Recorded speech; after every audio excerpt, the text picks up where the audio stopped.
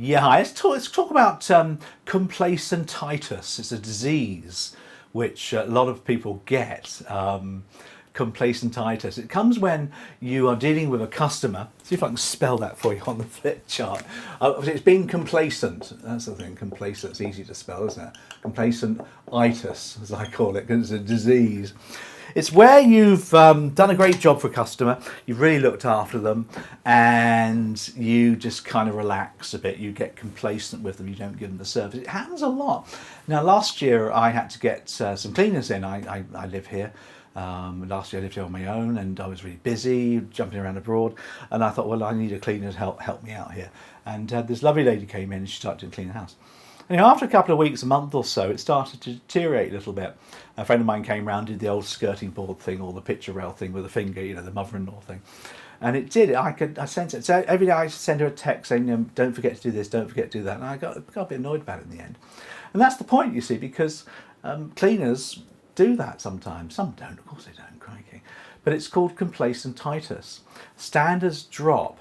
Now, the Citizens Advice Bureau are suing the Monopolies Commissions about companies that don't look after. They're doing a super complaint, by the way, to the FCA about companies who don't look after loyal customers. And Martin Lewis on Money Supermarket, he's banging the drum on this as well. They do what they can to get the customer, and then they forget about them and they don't give them the service that they need. It's called complacentitis. So the question really to you is, with your customers that you have, do you treat existing customers in exactly the same way as new customers? Do you give them the same service, the same effort, all those good things? You need to just double check to make sure you are. It's very easy to spend all your time on prospecting and getting new customers in all the time, and you forget about your existing customers. Very easy to do that as well. There's a joke to finish off with. You like this one? It was sort of doing the rounds really.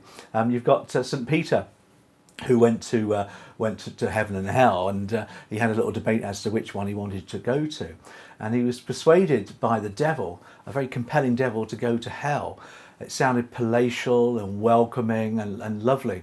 And on entering hell for the first time, though, he was confronted with this inferno of fire and awfulness. And he said, "What's going on here?" He said, "You told me this was a wonderful place. It was beautiful." He said, and the devil turned around to him and said, "Oh no, it's different." He said, "When I explained to you what hell was like, you were a new customer, you were a prospect. Now you're an existing customer." So he gets the old one. It's just a bit of a joke, really, isn't it? So beware complacentitis. Just a very simple message for you. I hope that's been of use to you. Bye.